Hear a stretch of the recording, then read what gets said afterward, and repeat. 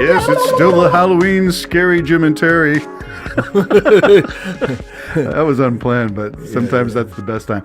Okay, we're still doing a Halloween theme for our second podcast of the day.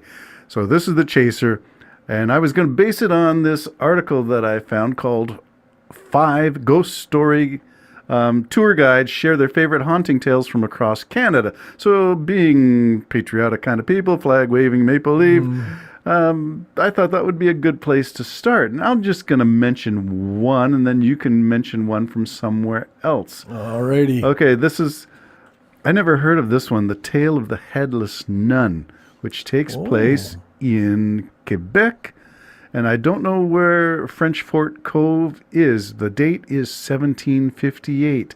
And apparently, I'm just going to read through the first paragraph. After having helped a woman through a difficult childbirth, so 1758, the houses are few and far between, isolated community.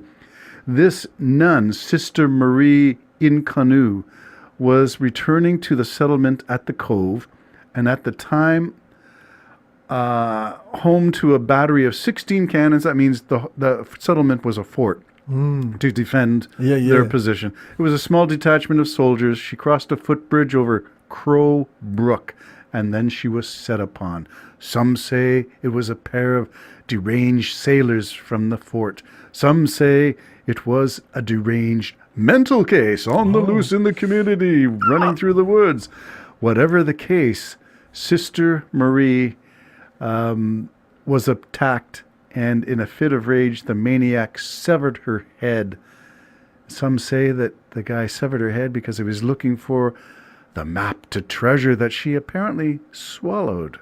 Well, you stupid. And he was going to reach down her throat and retrieve it before it got into her. Okay. Anyway, that's a story from Quebec from 1758. I'd never heard of the legend of French Fort Cove. And so now she haunts it? Apparently. Okay. Haunts the bridge. Haunts the bridge. Looking for her head. Well, we have the Headless Horseman story down in the States as well. Well, that would be scary. Yeah. I would think twice walking over that bridge in the middle of the night by myself. I would too, especially if you saw tell me that story. A misty silhouette of something that looked like a human figure without a head. Yeah. Okay. Tell me about the haunting of the White House. Well, the White House, I watched it today. Apparently, the White House is haunted. And there's apparently some stories, but the one was really interesting. Winston Churchill was visiting Roosevelt, I believe, and he was in the guest room. And he was having a bath. He got out of the bath, dried himself off, stock naked, lit a cigar, and lo and behold, there at the fireplace was Abraham Lincoln. Oh, my goodness. And he said, "Well, Mr. President, you've caught me at a disadvantage." That is a great story. Yeah, well, that's what they said on, so apparently there's some people that have witnessed Abraham Lincoln. Well, the Reagan's dog wouldn't go in one room. You couldn't get it to go in a room. Somebody else said that all of a sudden, like 1780 music was being played on the piano and there was nobody at the piano, that kind of thing. So there you have it. Oh, the hauntings. Yeah. And now all you need is, in the distant future when Trump passes away, will he be haunting with McDonald's and... Oh, my goodness. There will be French fries with orange flavor to them, tinted with some kind of spice. Things can give you a creepy feeling. I've been involved in creepy things, and I don't like you've them. Are you a perpetrator of creepy things? Well, maybe. I was actually in a what do you call it? An exorcism of a house. Yes, and I it was remember. creepy. It wasn't very comfortable at all. Okay, but it's not really Halloween-ish, but that's it's scary. So that's the theme: scariness. Yeah, it was uncomfortable. It's not something I'd want to do. I wouldn't want to be, a guy that goes around exercising things. I didn't enjoy it. Or exercising. Or exercising too, yeah. I didn't. Yeah, but what? Tell me about that. I remember the story, so share for our ones and twos. The house was being built, and so we went through. I think the house was going to be torn down. I can't remember now. I know exactly who it was, but I don't think I should name the name of that. But we went there, the pastor and some other people, me and other people I knew, to walk through and just pray and just, cast out demons, get out of here, that kind of thing. And it was creepy because one of the things that happened, I know we went in the house and everybody that walked in the house when we were going from one room to another ducked as if you were going under some sort of a lower thing. I went, that's kind of weird, isn't it? Oh yeah, why'd we do that? We didn't duck coming back, but without being told, we all ducked as if we were going under something. And then at the climax of going around the whole property, we were in the backyard just praying over the place and just saying, if there's anything evil, he'll get out. And Terry, just like out of the movies, the wind picked up off the lake. It was on the lake. The wind picked up off the lake, and you audibly could hear, oh. I went, okay, I don't like this really. But so that was it. That's where we ended it. That the house was built. I think everything was fine, and life went on. Jim's scary experience. Yeah. But it's not something that I would volunteer to do all the time. Yeah, include me. Maybe that's wrong of me. Maybe. But I didn't put it down to it was me. I was just one of 10 people. I found it interesting that the Catholic Church continues the rite of exorcism within their teachings. I believe in that. I believe people are possessed. I believe there's demonic beings all over the place. I believe that. I don't know if they can possess an inanimate place, but I got to tell you what I legitimately heard. And if you were a movie producer, you couldn't have asked for a better thing to happen. The wind pick up off the lake. It gave you the creeps. Yeah. Well, it didn't give me the creeps as much as it just was not something I said, I'd really like to do this every night. I respect, I guess I respect the spirit world enough to don't think it's a game. Let me put it that way. It wasn't a game to me. So for me, coming from it from an agnostic point of view and not ready to accept the realm of the things that are unseen, so in your case it would be angels and demons and the battles, spiritual battles, not willing to concede that territory, I would argue, much like Scooby-Doo, that when you see the actual head come off the thing at the end of the Scooby-Doo exercise or episode, there was always a human behind the costume that seemed so scary. I can totally understand So that. that's where I Yeah, if I wanted to explain away what happened there, the wind picked up, nothing you can do about that. I don't think demons have control over wind. So that just picked up because a storm was probably coming in. Yeah, so there are ways of logically processing your experience, but within the context of your belief system, it was a moment. The moaning could have been an unusual sound of the wind going through the trees. Right. It could have been that. Now, to me, it wasn't that. Yeah. The wind, I don't know why the wind would pick up unless God wanted that to be a highlight. I don't know.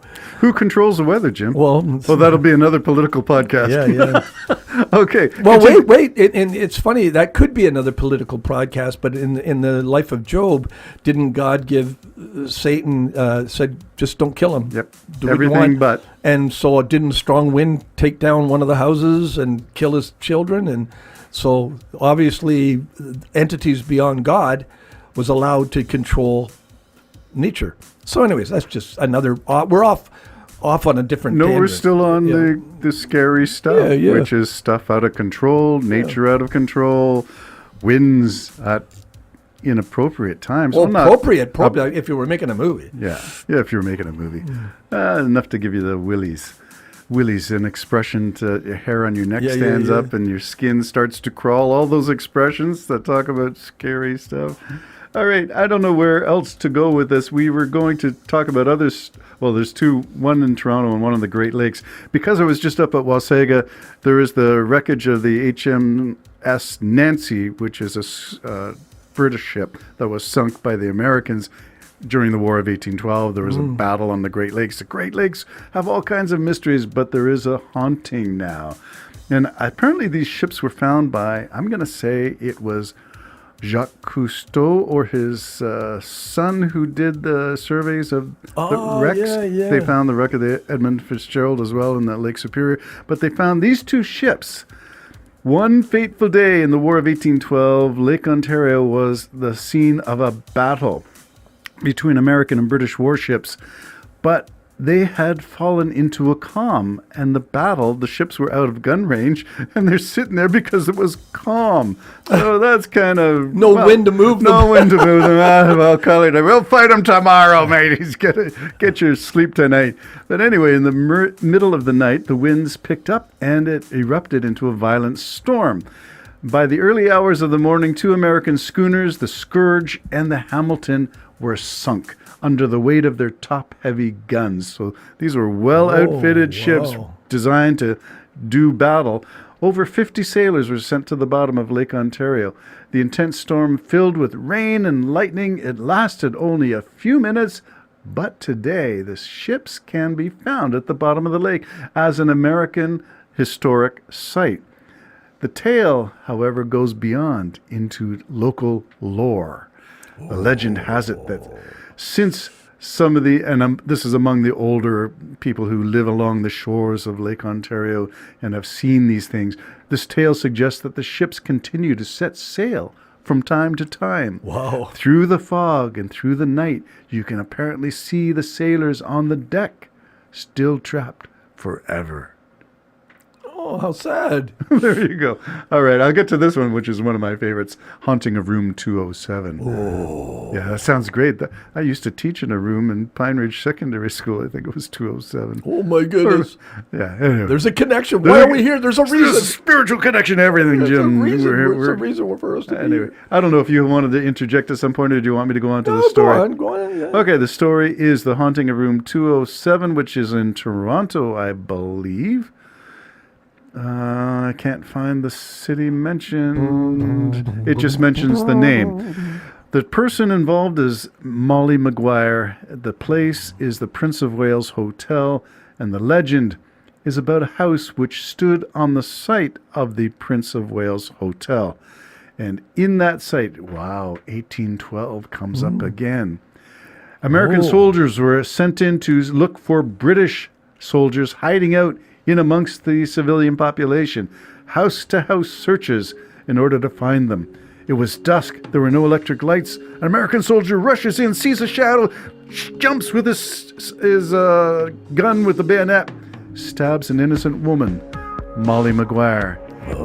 The house is gone. Room 207 is the room location where the house would have been. No. Molly's there? Molly's there. Molly Maguire.